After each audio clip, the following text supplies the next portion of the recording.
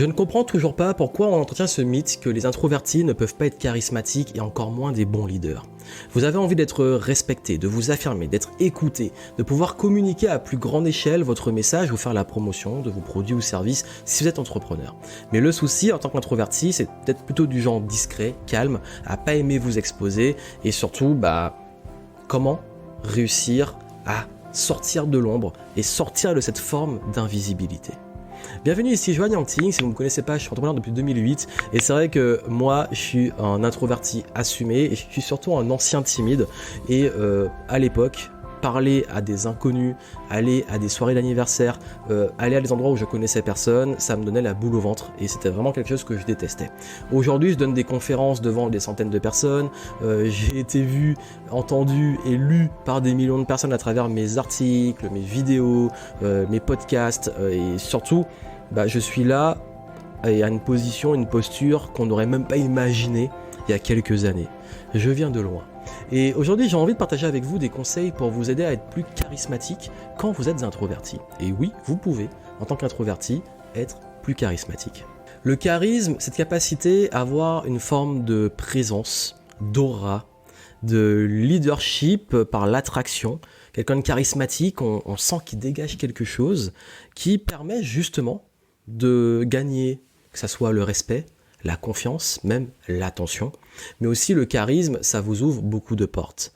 Et le charisme, on pense souvent que c'est faire des grands gestes, être très présent, être grand, prendre de la place, ça peut aider, mais le vrai charisme n'est pas uniquement basé sur ça. Et en tant qu'introverti, vous pouvez aussi avoir une forme de charisme qui est extrêmement subtile, mais aussi extrêmement puissant. Pendant longtemps, j'ai cru que pour être charismatique, il fallait que je me mette à devenir extraverti, ce que je ne suis pas, et qu'il fallait absolument que j'imite des personnes que je voyais sur YouTube ou en conférence, alors que ça ne correspondait pas du tout à ma personnalité. Et il se trouve qu'un jour, j'ai donné une conférence, l'une de mes premières, où j'ai beaucoup travaillé, j'ai beaucoup préparé, je me suis beaucoup entraîné, et lors de cette conférence, j'ai eu énormément de retours positifs de plein de gens qui me disaient « mais t'es trop à l'aise sur scène, tu dégages quelque chose, etc. » Et j'ai juste été moi. Dans mon énergie. J'ai travaillé la communication, la posture, les mouvements, etc. Mais je suis juste resté moi. De même que pendant longtemps, que je fais aujourd'hui des vidéos, j'ai commencé vraiment les vidéos en 2012 et j'ai aussi enregistré beaucoup de podcasts depuis 2012-2013 et beaucoup de personnes me disent j'apprécie le fait que tu sois plus posé, tu sois plus calme. Et j'ai commencé à voir qu'il y avait un public et que ma personnalité, ma posture, ma façon de faire était aussi impactante.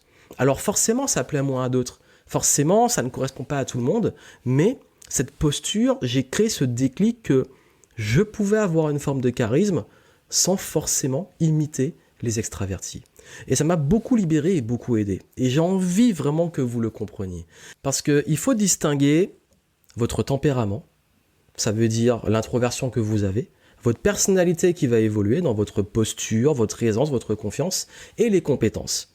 Forcément, le charisme, il y a une partie de personnalité qu'on exprime. Plus vous êtes en confiance, plus vous êtes sûr de vous, plus vous arrivez aussi à développer des compétences en communication, en non-verbal, etc., plus vous allez réussir à développer votre charisme. Par contre, le tempérament, le fait d'être introverti, vous l'avez et il n'y a pas besoin de changer ça. Et l'avantage d'introverti, c'est qu'on peut avoir une énergie très très forte, un charisme basé sur le fait d'être posé, sur un ton plus calme, sur une posture beaucoup plus détendue, qui peut apaiser les gens, mais qui peut aussi inspirer la confiance. Mais ça ne veut pas dire qu'il ne faut pas être assez ancré pour avoir une forme d'assertivité qui forge le respect. Et d'ailleurs, je vous en parle, j'ai développé une méthode qui s'appelle la méthode Attract, et si ça vous intéresse, que vous voulez voir la masterclass gratuite que j'ai faite dessus, vous allez en descriptif, vous cliquez, et vous allez pouvoir en savoir plus sur cette notion de confiance et d'influence pour les introvertis. Donc vraiment, allez-y, vous pouvez vous inscrire, vous allez recevoir la masterclass, et pendant que vous la recevez, écoutez ce que j'ai à vous dire. Pour créer du charisme, il faut savoir qu'on admire surtout les personnes qui sont confiantes, qui s'assument, qui sont honnêtes, qui se respectent, mais aussi qui respectent les autres. Et ça, vous avez le choix de pouvoir le faire. Quand vous avez cette confiance et que vous vous assumez, vous êtes naturellement inspirant. Parce que quelqu'un qui n'a pas confiance en lui, comment il peut inspirer la confiance ? il n'est pas sûr de lui, dans sa démarche, dans ses paroles, il se reprend tout le temps, il s'excuse tout le temps, il est complètement effacé, il a une posture courbée, il est fermé. Ça, c'est l'anti-charisme par excellence.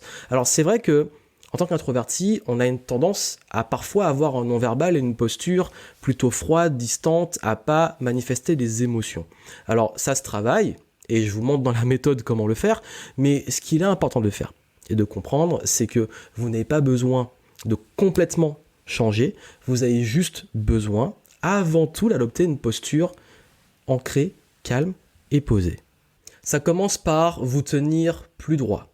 Ça commence aussi par changer là où vous regardez, avoir un regard de face, plus en hauteur et moins un regard qui va vers le sol ou votre téléphone quand vous voulez esquiver les autres.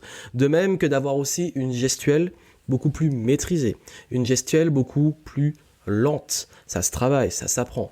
De même qu'avoir une démarche plus affirmée. Votre non-verbal va déjà vous apporter beaucoup plus de charisme. Donc le charisme commence déjà juste avec votre non-verbal avant même d'avoir ouvert la bouche. Mais justement, quand on commence à ouvrir la bouche, ce qui va faire la différence, c'est aussi à quel point vous avez une capacité à être quelqu'un de plus positif. Quelqu'un qui passe son temps sur des ragots, qui passe son temps à critiquer les autres, qui à se plaindre, à râler, qui est négatif, c'est pas quelqu'un qui est charismatique, c'est quelqu'un qui peut attirer une population qui aime bien parler des choses négatives et parler des autres, mais c'est pas quelqu'un qui va inspirer et forger le respect. Bien au contraire, quelqu'un qui parle négativement des autres va plutôt aussi se prendre des remarques négatives dans son dos. C'est comme une sorte de karma, mais aussi on sait que quelqu'un qui a tendance à beaucoup parler mal des autres en votre présence a de grandes chances de parler mal de vous en votre absence. Donc, si vous voulez du charisme, soyez aussi quelqu'un de plus positif. Dites des choses plus agréables, plus positives. Créez cette sympathie. Les gens ne vont pas forcément se rappeler de ce que vous allez dire, mais ils vont se rappeler de ce qu'ils ont ressenti en votre présence. Quelqu'un de charismatique aussi tient sa parole. Ça veut dire que vous dites ce que vous faites ce que vous dites.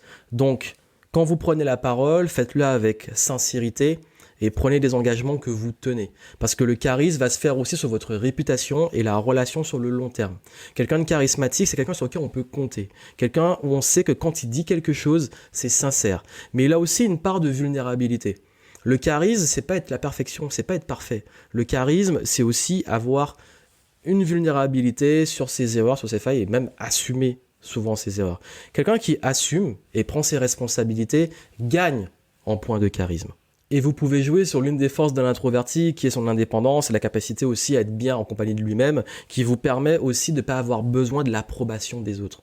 Quelqu'un de charismatique n'est pas là pour avoir l'approbation des autres, pour être validé par les autres. Il se valide lui-même, il est confiant lui-même, il n'a pas besoin que les autres le valident.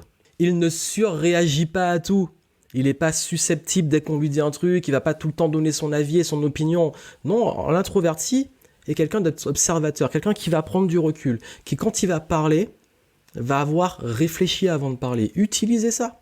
Ça veut dire que si vous êtes plus charismatique, plutôt que d'être tout le temps dans une surréaction ou vouloir combler les blancs, utilisez les silences. Adoptez un ton plus lent. Acceptez aussi d'avoir un rythme plus calme, plus posé. Acceptez aussi quand on vous pose une question, de prendre du temps, un petit temps avant de répondre. Ça, c'est une forme de charisme aussi.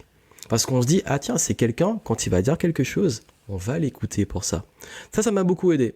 Ça m'a beaucoup aidé parce que souvent, je sais que en ayant travaillé sur moi, quand j'ai commencé à développer cette forme de leadership, notamment avec mes équipes d'entrepreneuriat et même auprès de mes clients, je sais que souvent, quand j'allais prendre la parole, les gens m'écoutaient. Alors quand j'étais plus jeune et même avant, j'avais l'impression d'être complètement effacé et que personne ne m'écoutait. Et ça s'est joué beaucoup sur ça. Donc aujourd'hui, utilisez ce côté un peu plus calme, ce côté même mystérieux. Je dis pas de jouer un rôle, mais vous pouvez amplifier certains traits et jouer un petit peu. Au début, on joue un petit peu, mais après, ça devient naturel, on trouve un équilibre. Le but, c'est pas de singer ou ne plus être vous-même. C'est rester vous-même, mais utiliser des outils et des compétences en communication, en posture, en non-verbal, mais aussi oratoire, pour renforcer ce charisme. Mais accepter aussi qu'être charismatique, même s'il y a des notions assez universel, vous ne pourrez pas plaire à tout le monde. Vous pouvez être très charismatique pour des personnes et peut-être un petit peu moins pour d'autres. Même si généralement le charisme pur a quand même un aura assez universel. Mais je parle que le but n'est pas de vouloir être aimé de tout le monde. Quelqu'un de charismatique ne cherche pas à être validé et aimé de tout le monde. Retenez ça. Vraiment, si vous voulez aller plus loin et que vous voulez comprendre comment développer votre posture, votre influence, votre confiance en tant qu'introverti, allez voir en descriptif, méthode Attract, allez voir la masterclass et je pense que ça va vraiment vous aider à comprendre aussi tout ce qu'il y a derrière, comment lever vos blocages et surtout comment avoir cette confiance qui va se manifester à travers justement votre communication, votre posture et tout, et je pense que ça va beaucoup vous aider.